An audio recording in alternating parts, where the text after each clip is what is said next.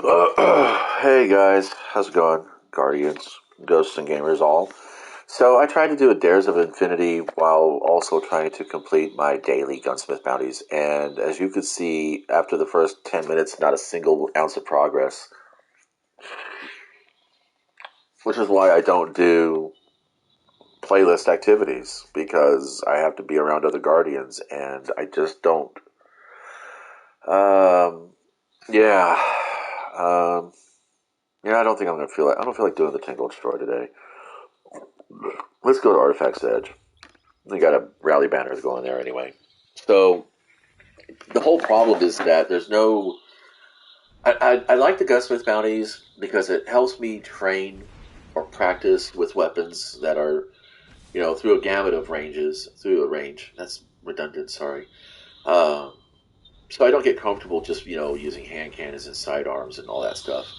And it's good. It's good to be diversified. It's like as an artist, I don't just sit there with the brush and paints, and I don't just sit there with acrylics. I do watercolors. I do oils. I'll mess with water soluble color pencils and things like that, or even color pencils, and then use a cotton bud with a little bit of a solvent on it to break up the wax bonder and smear the pigment around. But what it comes down to is that when you're playing with other people in this game, whether you're in a fire team or not, and it's the truth, because it's like it doesn't really matter if you're in a team actually, unless of course you're with a team that's specifically you know um, splitting the resources, so to speak. Um, because everything in this game, all the bounties in this game are so final blow, you know, based. That's the keyword, final blow in there. It actually says it. It's so awkward sounding to me.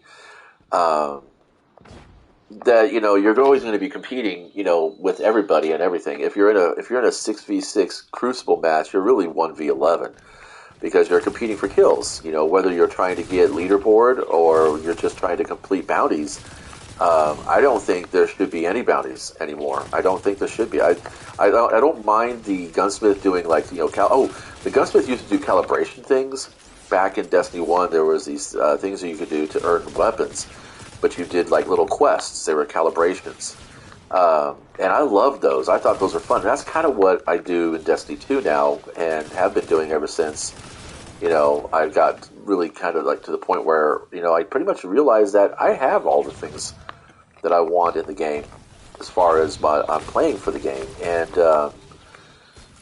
you know, like this peace bond. This is my sidearm. If I need a sidearm for something, then this is the sidearm. And honestly, sidearms are fucking amazing to begin with. There's some trash ones, obviously. There's always some trash ones, but that's all skewed towards my meta, and my meta is not going to be the same as everybody else's meta, which is the reason why you have various, variety in your selection. Um, I mean, if we were playing Halo, then we'd all be stuck with pulse rifles and auto rifles, and that'd be it. And then maybe a sidearm, which was really not really a sidearm. Is God, Vex is so fun and annoying. I don't want wasting precious ammo on him.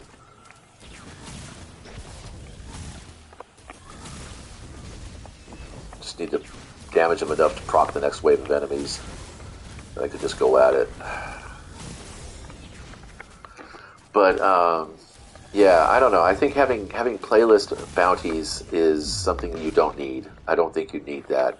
For one thing, what it does is it forces everybody into the same goal, and that's where you get this unnecessary competition, and it does hamper gameplay. Because I mean, I could have stayed in that match and finished up the Dares of Eternity, and gotten some loot and maybe been there to help out the team and stuff. But because I had a feel bad moment, what they call a quit threshold in game design, or quit moment in game design, because I had a quit moment, I'm not obviously I'm not there, so I'm here instead, and I'm not bitching. I'm actually complaining because my solution was just this: just well, I'm not getting the kills I want on my gunsmith bounties, and and I don't take bounties when I do playlist activities. I really don't. Except for like the first week, and that's just to get bright dust. And as you can see, it doesn't really get you that much bright dust. It's really kind of silly to do so. Oh, wait a minute. My team just, come on, my team just finished. Wow, they did good. For me, at least. Alright, so we're going to replay this. Okay, I'm playing Raid Shadow Legends. Oh, I didn't want to do that. I wanted to go check out the Lost Sector. But, yeah. So, yeah, outside of the, like yesterday, it took me close to a dozen matches in Gambit to finally complete the 8 bounties to get the Bright Dust. And that's kind of like, okay. I mean, Gambit's not a bad mode to play in. You know, it has its, like all things, it has its problems. You know, there are. I don't know what happened to my other rocket that I fired that time. It didn't count, I guess. Oh, that's why. See what I mean? See what I mean? That's what I'm talking about. You know, fusion rifle, solar weapons, rocket launchers. I don't know why you're standing next to me, buddy. I'm not your friend. I'm not your friend, buddy. I'm not your buddy, guy. I'm not your guy, friend. Well, doesn't matter. Just want to get some ammo so I can go blammo. That's the other thing, too, is that the fucking ammo farming in this game is just... That's another feel-bad moment. Another quit moment. Alright, we should be getting rocket launcher. Does it track him? What? Oh, what? That was bullshit, in my opinion, but whatever.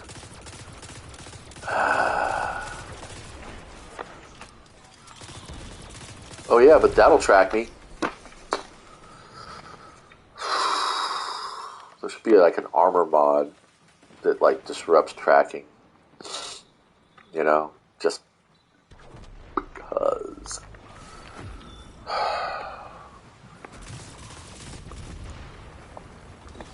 Yeah, there is just so many. I'm finding too many quit moments in this game.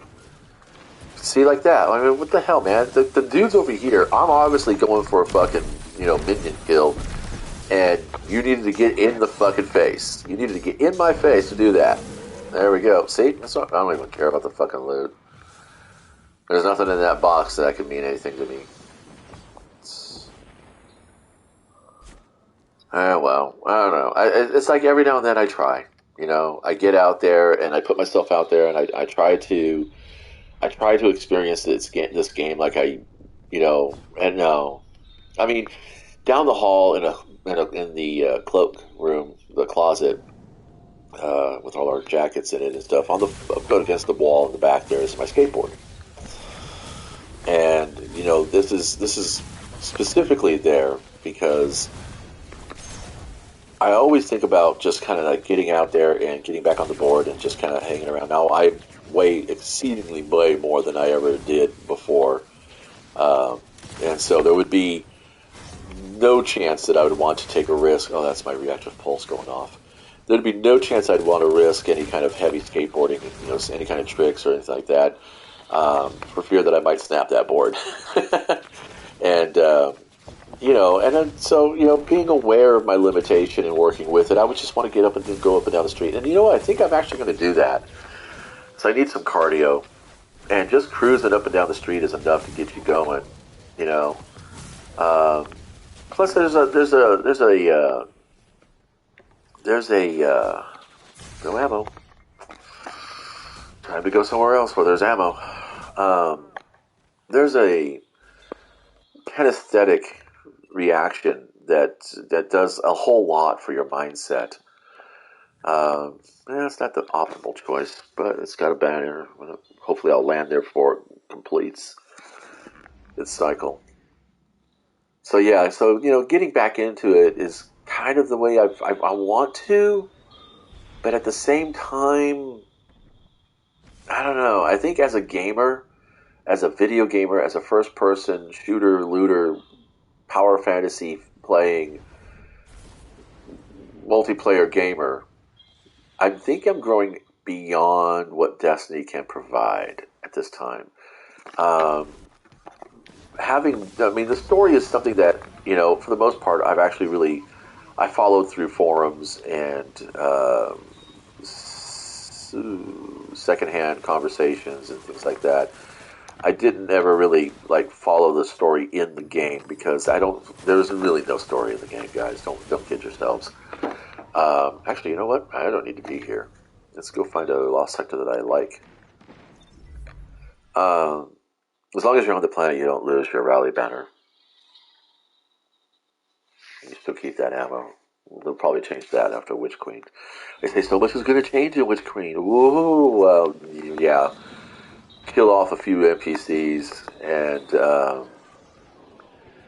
wipe away a few play areas. That doesn't really change the game specifically. Let's take a game like Magic the Gathering. Okay, I don't know anybody who plays games who doesn't know Magic the Gathering, whether they play it or not. But everybody understands. Those who play the game understand the game has effectively not changed since its inception. You have several steps in this turn. On your turn, you can draw a card. You can play one land per turn, and that's any land, basic or non-basic. You can cast any number of spells so long as you have the mana, the resources to cast them. You get one attack phase, and you can have that at the start of your turn with a main phase afterwards, or you could do something before your attack, and then you can do something after your attack. And then you have an end of turn resolution, which cleans up all standing effects, and anything that expires at the end of the turn goes off, or triggers at the end of the turn goes off. And that's basically it. Now, constructing your play deck, that has changed a little bit. They went to almost immediately after Alpha and Beta, they went to a 4-card maximum for any non-land card. You could have any number of basic lands. It used to be you could have any number of cards in your deck, I think with a minimum of 40, and then they changed that minimum to 60. But it's still a minimum of 40 if you're doing sealed deck. So that's like if you take 6 boosters, open them up, and pull out a 40-card deck from that. Well, including basic lands. So basically, really, what it comes down to is you want 24 spells. That's creature and non-creature cards, and then then you want 16 lands. That's what's known as a format. The rules of the game itself have stayed the same. The format changes from time to time. There's different formats. There's limitations to how many copies of a card you can put in. They've limited how many cards you can put in the deck in total. They've limited what cards can go into decks, with a banned and restricted list, or a rarity ranking or anything like that, or a mana cost of I played a format one time that I made up for the Zodiac, where you could only play creatures that were themed on that on the Zodiac itself. So you can play creatures or cards themed on the Zodiac itself. So, for instance, if you were going to play an Ares deck, then you'd want to play, mostly mountains and stuff like that. Things that were associated with Ares, the Zodiac, and you could even pull in the God of War kind of thing. And it was very, very complicated, but it was a fun format to play for those of us who understood, astrology and things like that. But Destiny's like that. The game itself fundamentally has not changed. There are things in it that are fun to do. I wouldn't be doing Gunsmith bounties if they weren't fun. I have fun doing them. I think I just need rocket launchers now, right? Yeah. Okay, so it's going to go ahead and just pounce out of this. There we go, chasing the banners. Doing the Gunsmith bounties, they're fun. I only actually do the playlist activities to get the 3 match pinnacles, or the 3 scenario, or whatever you want to call it, 3 strikes or 3 matches, for the pinnacle. And then, of course, the 8 bounties for the Bright Dusk. And then that's it. I for the most part, don't touch playlists. If somebody comes up to me and says, hey, there's there's a thing you want to start farming. It's a really good gun. It's going to do this. It's going to whatever. Then I'll be like, okay, first thing I'll do is I'll go find 3 videos on YouTube for it. Then I'll find 3 articles, through Reddit and other sources for it. And then I'll actually PM 3 of the people on my friends list and ask them what they think about it. And then from that, I draw my average of decisions as to whether or not it's worth pursuing. And then I'll go in and I'll pursue it. And if I don't start feeling like I'm getting some kind of results in about 15 minutes, I'm bailing. And that's kind of what it is. I value my gameplay time that much that I want to forget that I'm playing a game and just enjoying my experience in about 15 minutes. After 15 minutes, if I start thinking about other things I could do or other things I want to do, if my mind's not in the game after 15 minutes, fully, and I'm looking forward to completing fully, what I'm doing here, then I realize that I'm not really that invested in this. It's kind of like going out with somebody and then spending the whole time on your phone. Yeah, you can multitask. Yeah, you could be listening to them and stuff and engaging in their conversation, and they might be on their phone too. But then, what the hell are you doing? Why did you bother getting in the car and going to this spot just to sit there on your phone and look at fucking shopping sites and social media? It's like, it really makes no point. So the same thing goes with the whole binge grinding farming method of defining what you do. Did I already destroy that guy? No, he's still around. I'm just waiting for a cluster. Just a nice, neat little cluster. That's good enough. That should do it. I guess it didn't. Yeah, I'm gonna have to do one more pass. Ammo is such a pain in the ass in this game. Do you know that in Magic the Gathering, because land, mana, is so important to the gameplay and the experience of the game, that if you draw a hand that doesn't have, that doesn't look like a playable hand to you for the first turn, you can put it away and redraw your hand. And some formats will allow you to keep, to fully draw up to the full hand size of 7 cards, or you might actually have to, or you might be only have to draw 6 cards each time you call a mulligan. Is what they call it. That's a golfing term of all things. And that's what I'm saying is that there's a sportsmanliness to it that is important. And I think personally, Crucible and Vanguards, I think all the playlist activities should allow you to mulligan at least once a day. All right, once in a 24-hour period, you can mulligan. In other words, you spawn into a match, and you can tell immediately, oh, this is the map. I don't like this map, or oh my God, I'm facing that team again. I don't want to face them, or I don't like this strike. This is a really boring strike for me. Or I don't like facing that particular enemy. I'm covering the range of Gambit, Vanguard, and Crucible. And just give yourself being allowed to mulligan at least once in a 24-hour period would be kind of fun. It'd be for one thing, it'll do one of two things. It'll do 2 things. One, it'll send a message to the algorithm that's sorting you into your playlist. What activities do you prefer, and what opponents do you prefer, or what enemies you would prefer. What maps you prefer, that kind of thing. It'll start setting up a preference. I mean, in the age of the algorithm, I'm surprised that Destiny doesn't do that, effectively. Although I do believe there is a sorting algorithm in the game. I think what it comes down to is that, I think that certain players are protagonists and others are deuterogamists. And the deuterogamist is somebody like myself. It's very obvious I'm casual. They look at my playlist activities. They look at my selections. They look at my weapon selections. They look at all that stuff, and they say, okay, this guy's obviously not going for, he's not chasing, Apex weaponry or gear. He's playing a hunter, so, he is thinking a little bit about PvP meta. but yet he doesn't really push himself in PvP based on his numbers. He's a deuteragonist. We're going to feed him to the protagonist. In other words, I'll be sat on a fucking fire team with other deuteragonists, and our only objective in that match is to make somebody else feel like a hero.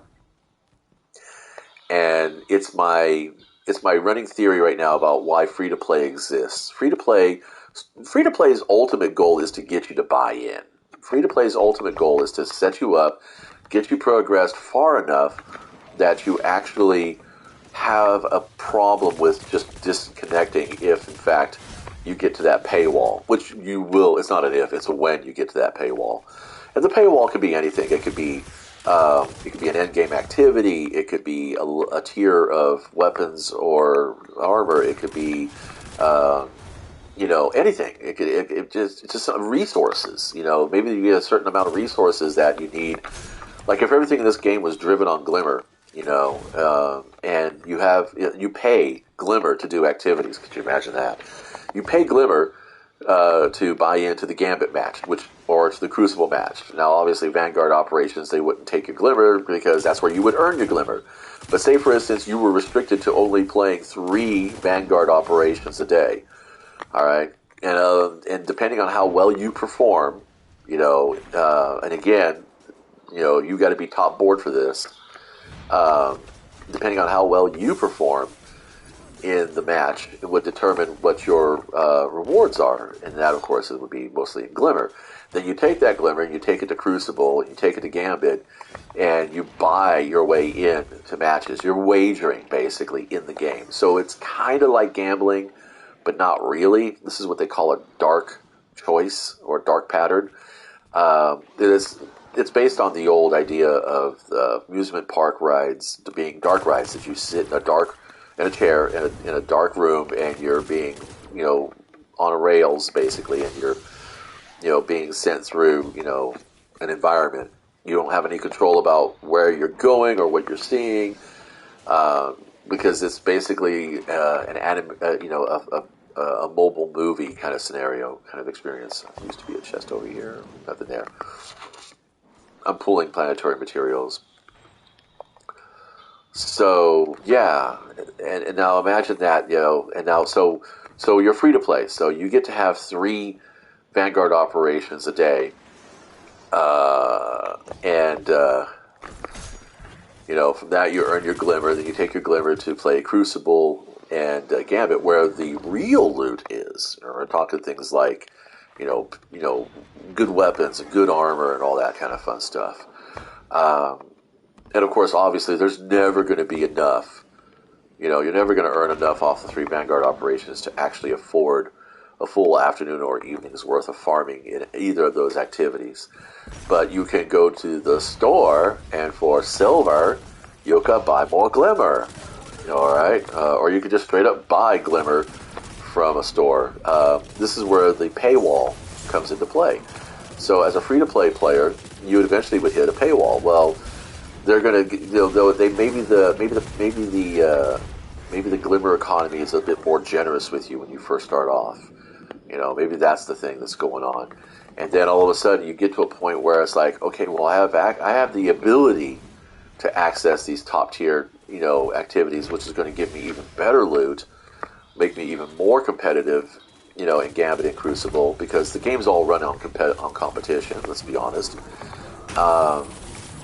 But I can't afford to get into those activities now because I'm at a higher tier. I have to pay more Glimmer, or I have to have this raid card, or I have to have this Crucible key, or some bullshit like that. And that's where the paywall comes up, and it's like, okay, well, I could farm a week in Vanguard operations to get enough Glimmer to buy, a Crucible key or a raid card or a Gambit coin. And I've mentioned raid cards on purpose. Like you can't get to the raid until you get to a certain rank, and you can't get into the raid unless you have a card that lets you access the raid itself. And then, of course, that's on top of finding 5 other people to play with you, because that mechanic stays. So you get invested, you built this character, you're having fun, you have a community, you're engaged in that community, But then all of a sudden, everybody starts doing things you can't afford to do because you don't have the time to, to farm. You don't want to wait a week, to do the raid, and you start getting sorted. So what do? You do the pay to play. You do the pay to progress, or the pay to play kind of scenario, and it's bullshit. Honestly, it really is. I mean, I don't think free to play should actually ever exist. I don't think there should ever be a free to play. Once upon a time, you paid $40 for a video game. You loaded it. You put the disc in your console, or the cartridge in your console, and you played a fucking game. You didn't have monthly subscriptions and shops and all that other gamifying purchasing. And I think it's bullshit, that you put it free to play because it's a tease, it's a taunt, it's a lie. Because it's not really free to play. Because your experience is going to eventually go really, really sour. As like I said, my theory is as you're being fed to the pay to win people, the whales, and that's kind of what I'm experiencing right now with Raid Shadow Legends because it's a free to play game. It's a mobile app game. It's a gacha game. I've been playing for a year, and I've yet to get the three. There are 3 rare and epic champions that most people have gotten after about 6 months. And those are the people who I consider to be the protagonists in the game. They're there, and they're going to get that. They're going to be lucky no matter what. Just like in Destiny 1, I was the protagonist a lot of times. If there was an open world exotic that you can get from just doing a singular activity, within about 3 runs of that activity, I got that exotic. When the Hawkmoon first came out, I got it in a Crucible match, and I never forget it because my friend was like, just this horrible noise that was kind of like on the edge of Dumb and Dumber and a deer dying. And I was like, dude, just be cool. We're going to play some more, and eventually you'll get it. And he did. We kept at it, and eventually he did get the gun, and then he was like, oh, this is cool, this is awesome. Back at the time, exotics had stock rolls, and we all knew we were, hidden stat shenanigans shit. So, and again, that's what I'm saying. It would be nice if we could have a mulligan in certain playlist activities. Maybe 2 mulligans a day, a 24-hour period, because it's no fun. You feel like you're getting loaded into a fair match, and you look at and like halfway through the match, you're invested, your guys are ahead, and then all of a sudden you start seeing your dudes slipping. The score is getting out of your reach and shit, and then you realize, that's because one of the guys has gone ahead and, he has an exotic that has this particular so-called god roll on it. I mean, how can an exotic have a god roll? Exotics should be the god roll, right? Doesn't that make sense to you? It makes sense to me. That's what I'm saying. I don't like random rolls on exotics. I don't think there should be. If you look at what I play, I don't play random rolled exotics, I play exotics that have a consistent perk pool, and that's it. I got them, I'm done. Well, the reason why they put random rolls on exotics is to get you back in, get you playing still. I spend just as much time in this game as anybody else out there who's doing trials, or Iron Banner, or raids, or Legendary Lost Sectors, or anything like that. I do. I actually spent quite a bit of time. In fact, I've spent close to 30 minutes just now, just jawing away with you guys. Well, if you're listening.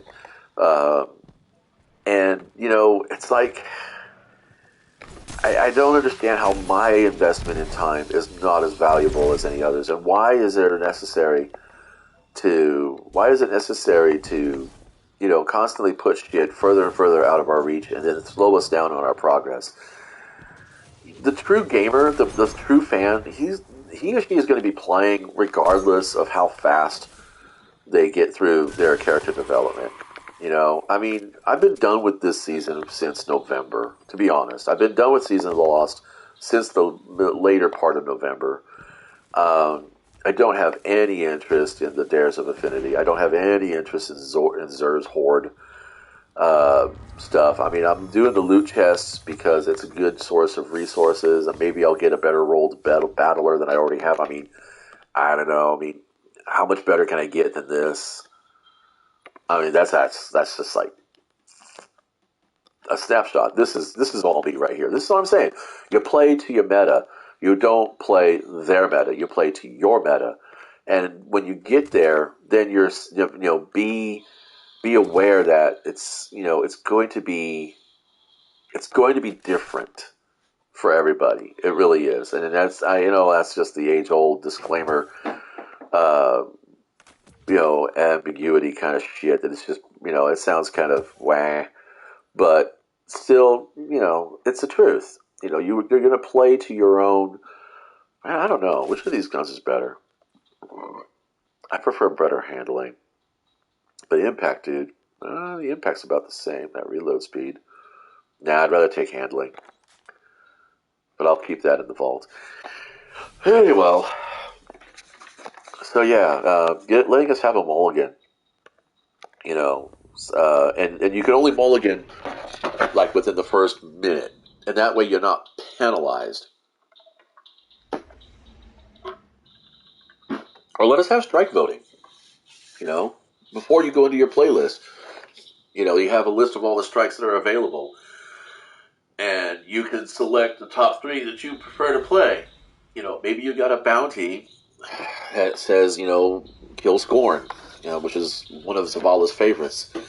Uh, I mean, I did a Vanguard strike list on Tuesday for a change instead of doing my usual gambit first, eating my dessert before my entree, and I never once get a single fucking Scorn strike, and that was disappointing to be honest. I ended up finally having to, farm into the hollowed lair on the planet. Fortunately, planetary strikes count. They don't count towards the 3-strike pinnacles, but they do count towards the actual Vanguard pinnacles, Vanguard bounties. And that's what I did, and that was hella cheesy, but I still finished the round for them, I think. Maybe I didn't. I don't know. I might have been a sassy bastard and fucking bailed out. I can't remember. Yesterday was a bit of a cloud for me. So yeah, having a vote, at the start would be kind of fun, before you get into the playlist, and so maybe not a mulligan, maybe just maybe player voting on any of the activities. I will never wear that exotic, and what the hell? I don't play the Trinity Ghoul. I don't. I'm sorry. So it's like, the game tries to get you to do what it wants to do. That's the dark pattern. And, starting next, 2 weeks from now, I'm going to be free to play for the most part because I did not buy the expansion. And I don't intend to buy the expansion. And I thought Adagio would be kind of cool, but I don't know. I think I don't think I like Adagio. And I don't really care about this shotgun. I have a good shotgun. I don't need this in my inventory, or this one, or this one, or that one, or that one. I'm gonna put that away. Guess we're kind of done. Yeah, we're done for the day. That's garbage. I'll put that away too, because I don't really need that in my inventory. Let's bail out. I was thinking about doing some Gambit, but honestly, I don't really need to. So, yeah. I don't need that. I don't need that. Okay, so here we go. Gambit-wise, Crucible-wise. No, Gunsmith-wise. Stupid. Just fucking think, damn it. Alright, so let's compare these wolf tones. Maybe I'll go and play with these for a little bit, see what's going on.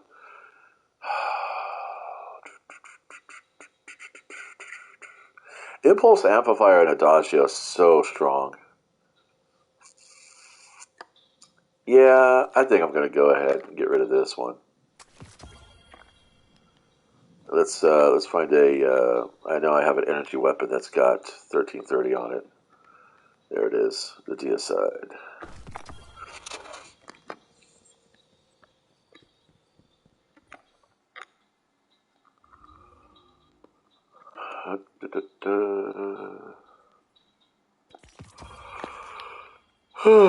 Yeah, if they took Dreaming City away, I would not miss it. I don't play Dreaming City. I didn't play the shore for very much either until I discovered just how much fun the Kingship dock is. See, I have tactile string, polymer string, compact arrow shaft, and carbon arrow shaft. Um, you want stuff that's going to help you with stability and things like that. But I think the stability is not as important as handling. Stability is more about controlling recoil. Handling is all about getting your shit out there, and that's going to be more important. So running these two is pretty decent. Let's go with a hip fire because I'm not going to be worrying about anything else. I don't need to worry about this. Counterbalance is like bows don't have recoil. That's ridiculous. Quick access sling might be kind of nice because that would actually counter Adagio, wouldn't it? This weapon fires, charges, or draws more slowly and deals increased damage. So it draws more slowly. So if I had... No, that's not going to help me. Sprint grip. No. No, no. Although when is surrounded work? No, that's surrounded, not cornered. That's why they made it different. Yeah, I'm going to be hip firing mostly.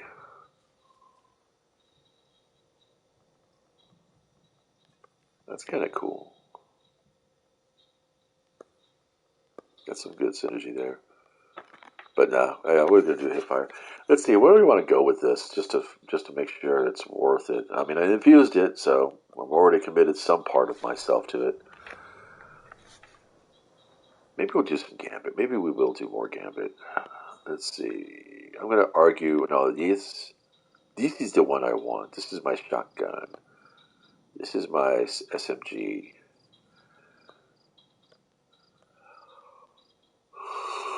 I like chain reaction. Each final blow with this weapon creates an elemental damage explosion. So you could like totally fuck an entire room full of reds with this. It's fucking amazing. That guard efficiency though, I put a backup mag in here.